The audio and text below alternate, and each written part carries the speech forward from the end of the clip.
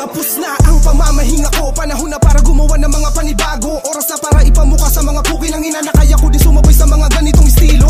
Eto ba ang iyayabang mo? Puta pare, bakit binibasic ko?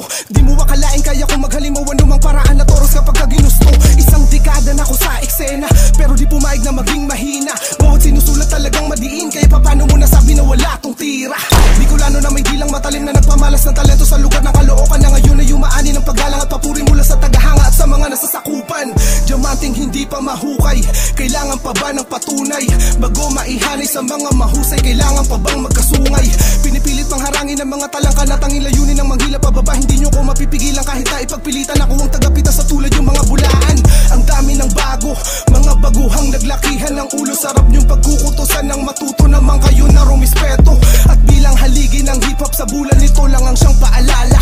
Di ko hahayaan na basta babuyin na lang ng tulad ng basura. Kami ang mga tinaguri, ang mga tagapas lang na mga anay sa eksena. Salita namin magsisilbing udyat para hindi na pamarisan ng mga katulad nyo na bumababi sa kultura. Mga nagdudulong-dulungan, nagpipiling magaling, mga wala pang narating pero nagpapakabitwin. Mga akala mo kung sino talaga na may dating, mga wala na mga arit. Sarap nyong pagsasapakin. Pagbabalik, medyo nananabik na sa mikropono, muling makahalik. Medyo napapikit lang at napahilik, pero kapag tumugma ako ay hitay kulturang rap sa ting kumusta. Balita ko marami namang yumayabang, kantang to ay pain na magulang para sa batang umastang matapang. Mga binabalak, baka mapahamak, mga talaga na gusto lamang na manghatak. Mga nilalatak nyo ng mga utak, wala kayong mga rap na kami pa'y buwasak. Dahil marami pang kanin na yung kakainin bago tuluyang maihani sa amin na buhay. Sarap na kailangan gapangin upang malasap ang sarap ng hinain. Kaya bago umasta matapang, siguruhin lamang sa kalaban. Dahil di payabangan ng iyong pinasukan, matuto ka di na gumalang. Respeto ay isang panuto, at kapag merong ka neto,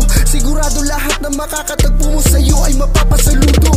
Palagi yamado, hindi ka maaagrabyado, at sa anumang oras ay merong handa lagi sa'yo na sumaklolo. Kaya ito ay paalala para sa mga hindi kumikilala, kung ba't kayong mga pinunla ay umabong at namunga.